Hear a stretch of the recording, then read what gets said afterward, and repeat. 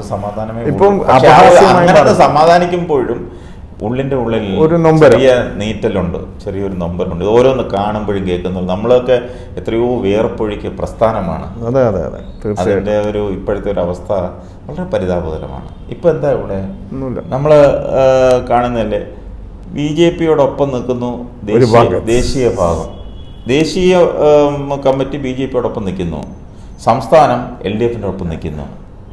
എന്തൊരു അത് തന്നെ ശരിയല്ല എന്ന് പറഞ്ഞിട്ടാണ് പിന്നെ നാണുവാട്ടന്റെ നേതൃത്വത്തിൽ ആദ്യം പോയി. ഇപ്പം പിന്നെ ഡോക്ടർ നീലലോഹിദാസ് നാടാറിന്റെ നേതൃത്വത്തിൽ വേറൊരു വിഭാഗം പോയി. ഇവരെല്ലാം പറയുന്നത് കാര്യമാണ്. അതായത് BJP നേതൃത്വത്തിലുള്ള ദേവഗൗഡന്റെ കൂടെ നിൽക്കുന്ന പ്രസിഡന്റാണ് ഇവിടെ LDF-ന്റെ ഭാഗമായിട്ടുള്ളത്. അത് ശരിയല്ല എന്നുള്ളതാണ് പറയുന്നത്. പക്ഷെ അത് ശരിയല്ലെന്ന് അവർക്ക് തോന്നണ്ടേ? അതാണ് അവർക്ക് തോന്നണ്ടേ ഇത് ശരിയല്ലെന്ന്. അതിൻ്റെ നിങ്ങളുടെ വിചാരത്തിൽ എന്തായിരിക്കും അതിൻ്റെ ഒരു കാരണം?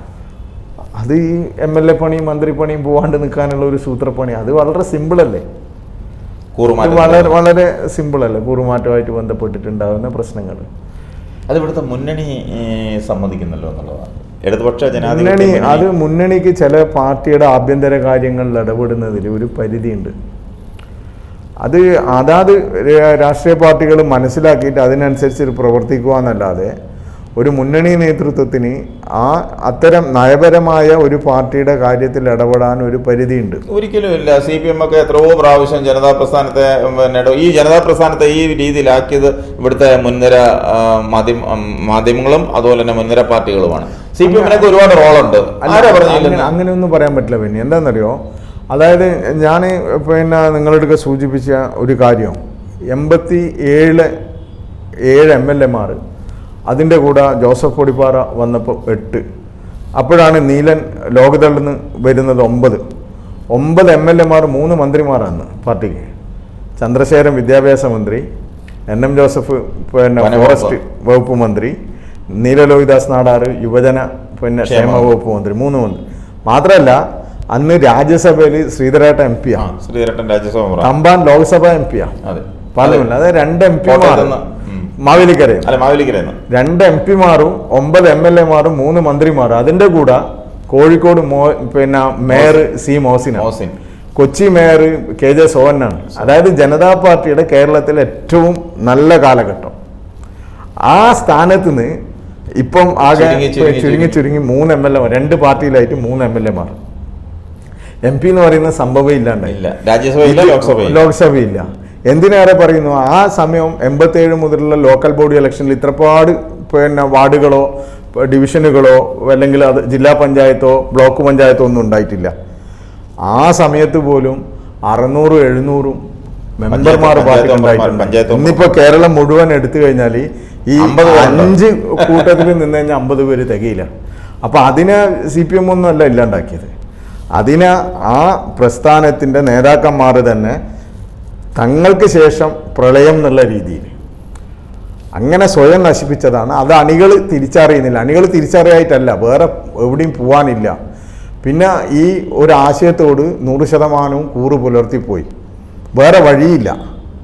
പാവപ്പെട്ട ഒരുപാട് അണികൾ വളരെ വേദനയോടുകൂടി ഈ നേതാക്കന്മാർക്ക് വേണ്ടിയിട്ട് ഇപ്പോൾ നിൽക്കുന്ന ഈ നേതാക്കന്മാരുടെ ബലവും അത് തന്നെയാണ്. ഈ ശുദ്ധന്മാരായ അണികളുടെ അവരെ പറ്റിക്കുക, അവരെ ചതിക്കുകയാണ്. അല്ല, എത്രയോ പാവപ്പെട്ട ആവരാണ്. കാരണം ഒരു മീറ്റിംഗ് വിളിക്കുമ്പോൾ അവന്റെ ചെലവാക്കി, അവന്റെ സമയം ചെലവാക്കി, അവൻ ചിലപ്പോൾ കടം മേടിച്ചായിരിക്കും ചെയ്യുന്നുണ്ടാവും. പൊതുയോഗം സംഘടിപ്പിക്കണം, അതിൽ പ്രസംഗിക്കണം, ആ വാർത്ത ഉണ്ടാക്കി പത്രങ്ങൾക്ക് കൊടുക്കണം. ഇതെല്ലാം ചെയ്യുന്നത് ഒരു സാധാരണ വർക്കറാണ്. അവന് ഇതിന്റെ പേരിൽ പിരിവൊന്നും എടുക്കാൻ പോക്ക് നടക്കുന്ന കാര്യമല്ല. ആരാ പിരിവ് കൊടുക്കുന്നത്? ആരും കൊടുക്കും. എന്തെങ്കിലും ഒരു ഉപകാരം ജനത്തിന് ഉണ്ടായാലല്ലേ ജനം സഹായിക്കുള്ളൂ. ഈ സാധാരണ ഒരു പാർട്ടി പ്രവർത്തകൻ അവൻ വന്ന് ഈ നേതാക്കന്മാരിലേക്ക് വന്ന് പറയാ അവൻ്റെ നാട്ടിൽ എന്തെങ്കിലും ഒരു പ്രശ്നമായിരിക്കാം, അല്ലെങ്കിൽ അവൻ്റെ നാട്ടിൽ എന്തെങ്കിലും ഒരു കേസിൽ ഉൾപ്പെട്ട ഒരു പോലീസ് സ്റ്റേഷനിലൊന്ന് വിളിപ്പിക്കാനായിരിക്കാം. ഇവരോടൊന്നും പറയുമ്പോൾ അവർ ഒന്നും ചെയ്യില്ല. എനിക്ക് അനുഭവമുണ്ട്. ഞാൻ നോക്കി നിൽക്കുമ്പം എവിടെയായിരുന്നു അവന്, എനിക്കൊന്ന് മാവേലിക്കരയിൽ നിന്ന് അവിടുന്ന് ആലപ്പുഴ ജില്ലയിൽ നിന്നാണ്. അവിടുന്ന് അന്ന് പിന്നെ ഞാൻ ആ പേര് പറയുന്നില്ല, അവിടുന്ന് ഒരു നേതാവ് ഒരു കക്ഷിയെ പറഞ്ഞു വിട്ടു, ഇവിടെ വന്ന് മന്ത്രി നമ്മുടെ ഇപ്പോഴത്തെ പ്രസിഡന്റാണ് അന്നത്തെ മന്ത്രി മാത്യു ടി തോമസ്. അദ്ദേഹം മന്ത്രിയായിട്ടിരിക്കുമ്പം അപ്പോൾ വന്ന് ഒരു പോലീസ് സ്റ്റേഷനിൽ ഒരു കേസോട്ട് ബന്ധപ്പെട്ട് വിളിക്കാൻ പുള്ളി വിളിച്ചില്ല. ഞാൻ കണ്ടോണ്ടിരിക്കുക, വിളിച്ചില്ല. അതാണ് നമ്മുടെ പ്രസ്ഥാനം. അതേസമയം ആ പോലീസ് സ്റ്റേഷനിൽ ബന്ധപ്പെട്ട് ആ കേസ് ഒത്തുതീർപ്പാക്കി അദ്ദേഹം പോയി ഒന്നും പറയണ്ടല്ലോ. ഒരു ഫോൺ എടുത്ത് അതുപോലും അത് സർക്കാർ ചെലവിൽ അദ്ദേഹത്തിന്റെ കയ്യിൽ നിന്ന് ഒന്നും വരുന്നില്ല. ഇത് മന്ത്രിയുടെ ഓഫീസിൽ നിന്നാണ്. അത് വേണ്ടത് എന്താണെന്ന് വെച്ചാൽ നിങ്ങൾ നിയമപരമായി നിയമത്തിന്റെ ഉള്ളിൽ നിന്ന് വരുന്നവനെ ഒന്ന് ആശ്വസിപ്പിക്കാൻ വേണ്ടിയിട്ട് പറ്റാറില്ല. ഇങ്ങനെ എന്നിട്ടും ആ ആളൊക്കെ ഞാൻ എപ്പോഴും ഓർക്കാറുണ്ട്. ഞാൻ കഴിഞ്ഞ ഇടയിൽ ഞാൻ അന്ന് വന്ന പാർട്ടി എനിക്കറിയാം. ഞാൻ കഴിഞ്ഞ ഇടയിൽ ഞാൻ കണ്ടു, ഇവിടെ തിരുവനന്തപുരത്ത് വെച്ച് യാദൃശ്യമായിട്ട് കണ്ടതാണ്. സംസാരിച്ചൊന്നുമില്ല. ഞാൻ കണ്ട് പുള്ളി അതിലെ സെക്രട്ടറിൻ്റെ മുന്നിൽ ഞാൻ അതിൽ യാത്ര ചെയ്തപ്പം വണ്ടിയിൽ പോയപ്പം പുള്ളി സെക്രട്ടറിൻ്റെ മുന്നിൽ നിന്നൊരു നടന്ന് ഇങ്ങോട്ടാണ്. അപ്പോൾ ഞാൻ അതിലും പെട്ടെന്ന് എനിക്ക് ഓർമ്മ വന്ന ഇതാണ്, ഈ സംഭവമാണ്. എന്നിട്ടും അവരൊക്കെ ഇപ്പോഴും പാർട്ടിയിൽ നിൽക്കുന്നുണ്ട്. അങ്ങനെ പേരെടുത്ത് പറയാൻ വേണ്ടി പറ്റുന്ന ഒരുപാട് ആളുകൾ ഇപ്പോഴും ഉണ്ട്.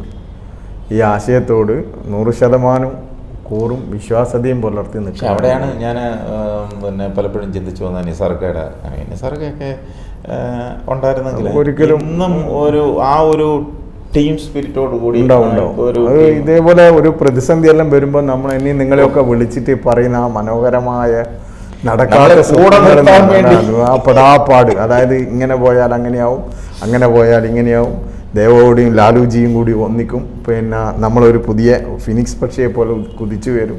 അതുകൊണ്ട് ബെന്നി സമാധാനിക്ക്, പിന്നെ രാജേഷേ നീ പിന്നെ വിചാരിക്കുന്നത് പോലെയല്ല, അങ്ങനെ പറഞ്ഞ് നിർത്താനുള്ള കഴിവുള്ള നേതാക്കന്മാരും ഇപ്പോൾ ഇല്ല. അതാണ്, അതായത് ഒരു സ്വപ്നമെങ്കിലും തരാൻ വേണ്ടി പറ്റുന്ന നേതാക്കന്മാർ ജനതാ പ്രസ്ഥാനം. നമ്മൾ ഇവരുടെയൊക്കെ മുന്നിൽ നമ്മള് സ്വപ്നലോകത്തെ ബാലഭാസ്കറായിട്ട് പലപ്പോഴും നമ്മൾ ഇരുന്നു പോയിട്ടുണ്ട്, സ്വപ്നം കണ്ടോണ്ടിരുന്നു പോയിട്ടുണ്ട്. പക്ഷെ അവിടെയൊക്കെയാണ് രാജേഷ് നമുക്ക് ഭരണം വന്നപ്പോഴും ഒരു അർഹതപ്പെട്ടവന് ഒരു ബോർഡ് മെമ്പർ സ്ഥാനം പോലും, ഒരു കോർപ്പറേഷൻ്റെ ഒരു ഡയറക്ടർ ബോർഡ് സ്ഥാനം പോലും, മെമ്പർ സ്ഥാനം പോലും അർഹതപ്പെട്ട പലർക്കും വളരെ വളരെ ഈ നേതാക്കന്മാർക്ക് വേണ്ടി. പക്ഷെ അതിനകത്തൊക്കെ ഇന്നസെന്റ്, അവരൊക്കെ നമുക്ക് മോഹങ്ങൾ തരുന്നവര്, നമുക്ക് സ്വപ്നങ്ങൾ തരുന്നവര് ഇന്നസെന്റ്, അവർക്ക് പറയും. പക്ഷെ അവരുടെ വാക്കിന് പോലും അവർ വില കൽപ്പിക്കുന്നില്ല. കാരണം ഈ അധികാര കസേരയിൽ ഇരുന്ന് കഴിഞ്ഞാൽ മറ്റുള്ള എല്ലാം മറന്നുപോകും. നീ ഏത് വഴിക്ക് വന്നു, നിന്റെ വഴി മറക്കുക, പുതിയ വഴിയിലേക്ക് പോവുക. അപ്പം പുതിയ ആളുകളായി, പുതിയ സംവിധാനങ്ങളായി, ബന്ധങ്ങളായി. അങ്ങനെ ഇത് പലപ്പോഴും ഓർക്കുമ്പോൾ പറഞ്ഞത് നിരാശയ്ക്ക് അപ്പുറം വേദന ഉണ്ടാകും. ഞാനതാ പറഞ്ഞു നിങ്ങളെടുക്കുക, നമ്മളെല്ലാം ഒരു ജീവിതത്തിന്റെ വസന്തവും യൗവനവും എല്ലാം ഈ ഒരു പ്രസ്ഥാനത്തിന് വേണ്ടി. ഇപ്പോഴും നമ്മൾ ചില സ്ഥലങ്ങളിലൊക്കെ ചെല്ലുമ്പോൾ ജനതയുള്ള അതെ അതെ അതെ അപ്പോൾ അതൊക്കെ സത്യം പറഞ്ഞാൽ അതൊക്കെ കേൾക്കുമ്പോൾ നമുക്കൊരു മനസ്സിനൊരു സന്തോഷമൊക്കെ ഉണ്ടാകുമെങ്കിലും അത് ചെറിയതല്ല. പിന്നെ ഇപ്പം ഞാനും നിങ്ങളും ഇവിടെ ഇരിക്കുന്നത് ഈ ഒരു കണക്ഷന്റെ ഭാഗമായിട്ടാണ്. അത് ആത്മബന്ധം, അത് നമുക്ക് അത് മാത്രമേ ബാക്കിയായിട്ടുള്ളൂ. രാജേഷ്, നമ്മള് ഒന്നുമില്ലെങ്കിലും നമ്മള് ആഴ്ചയില് ദിവസം വിളിച്ചില്ലെങ്കിലും ആഴ്ചയിൽ 1-2 ദിവസമെങ്കിലും നമ്മൾ വിളിച്ച് 2 ദിവസം കേൾക്കാതിരുന്നാല് രാജേഷ് നിങ്ങൾ എവിടെ പോയി, അല്ലെങ്കിൽ എന്നെ ഒരു ദിവസം ഈ അടുത്ത സമയത്ത് തന്നെ രാജേഷ് എന്നെ വിളിച്ചപ്പോഴേ 2-3 പ്രാവശ്യം വിളിച്ചിട്ട് ഞാൻ ഒരു പ്രാവശ്യം പറഞ്ഞു, ഫോൺ വിളിച്ചപ്പോൾ ഞാൻ എടുത്തിട്ട് പറഞ്ഞു തിരക്കെ തിരിച്ച് വിളിക്കാമെന്ന് പറഞ്ഞു. പിന്നെ 2 ദിവസം പുള്ളി കാത്തിരുന്നിട്ടും വിളി വന്നില്ല. വിളിച്ചപ്പോൾ എന്നെ പുള്ളി 2 ദിവസം കഴിഞ്ഞിട്ട് എന്നെ വിളിച്ചപ്പോഴും ഞാൻ ഫോൺ എടുക്കുന്നില്ല, സൈലൻ്റ് ആയി വെച്ചു. അപ്പോൾ ഒരു ദിവസം അതിൻ്റെ പിറ്റേ ദിവസം പുള്ളി വൈകിട്ട് വിളിച്ചു. അപ്പോൾ ഞാൻ ഫോൺ എടുത്തു. അപ്പോൾ എന്ന് ചോദിച്ച് എന്നെ ഒഴിവാക്കുകയാണോ, എന്താണ് എൻ്റെ ഫോൺ എടുക്കാത്തത്? അതാണ് ഒരു ആത്മബന്ധം എന്ന് പറയുന്നത്. ഇപ്പം യഥാർത്ഥത്തിൽ ഞാൻ 2 ദിവസം ഞാൻ പുള്ളിയുടെ എൻ്റെ തിരക്ക് ഞാൻ അദ്ദേഹത്തോട് പറഞ്ഞപ്പോൾ രാജേഷിന് മനസ്സിലായി. അപ്പം ഞാൻ പറഞ്ഞു വന്നത് ആ ഒരു ആത്മബന്ധം, അതാണ് ഇതിൻ്റെ ഒരു കൈമുതൽ എന്ന്. ഇപ്പം ഇന്ത്യ ഒട്ടുക്കും ഏത് സംസ്ഥാനങ്ങളിലായാലും പോയാലും കണക്ഷനിലുള്ള 1, 2, 3 പേര് നമുക്ക് ഉണ്ടാവും. അത് ഡൽഹി അവരെ വിളിച്ചാലും എവിടെ ചെന്നാലും. അതൊരു ഇപ്പം പിന്നെ ഇതിനിടെ എൻ്റെ വളരെ വേണ്ടപ്പെട്ട കുറച്ച് ആളുകൾ പഴനി പോയപ്പോൾ അവിടെ ഈ ഞാൻ ഒരു പഴയ ഒരു ജനതാ പാർട്ടിക്കാരൻ്റെ നമ്പറാണ്, 10-15 വർഷം മുമ്പുള്ള നമ്പറാണ്. അതെങ്ങനെ എൻ്റെ കയ്യിൽ ഉണ്ടായിരുന്നു. ഞാൻ പുള്ളീനെ വിളിച്ച് പുള്ളി അവർക്ക് വേണ്ടുന്ന എല്ലാ കാര്യം ചെയ്തു കൊടുത്തെന്ന് മാത്രമല്ല, അവരെന്നെ വിളിച്ചിട്ട് പറഞ്ഞ് നമ്മളെ VIP ഇതിലാണ് നമ്മളെ കൊണ്ടുപോയി അവിടെ ദർശനം നടത്തിയത്. അങ്ങനെയുള്ള ബന്ധങ്ങൾ നിലനിർത്താൻ വേണ്ടി പറ്റിയിട്ടുണ്ട്. അത് മാത്രമേ പറ്റിയിട്ടുള്ളൂ. കാരണം ബാംഗ്ലൂരിൽ ചെന്നാലും മദ്രാസിൽ ചെന്നാലും എവിടെ ചെന്നാലും നമുക്ക് ആരെങ്കിലും ഒരാളെങ്കിലും നമുക്ക് പരിചയമുള്ളവരുണ്ടാവും. അത് ഒരു വലിയ കാര്യം തന്നെയാണ്. അതൊക്കെ ഉള്ളു നമുക്ക് കൈമുള്ള, അത് വേറെ ഒന്നുമല്ല. ഇപ്പോൾ കണ്ണൂർ ഇപ്പം രാജേഷ് അവിടെ ഉണ്ടെങ്കിൽ എനിക്ക് ധൈര്യമായിട്ട് പറയാം. ഞാൻ ചെന്നില്ലേ പോലും ഒരു ആവശ്യം ഉണ്ടെങ്കിൽ എനിക്ക് രാജേഷിനോട് പറയാം, രാജേഷേ അതൊന്നും രാഷ്ട്രീയമല്ല, അതൊരു ബന്ധമാണത്. അത് മാത്രമേ ബാക്കിയായുള്ളൂ.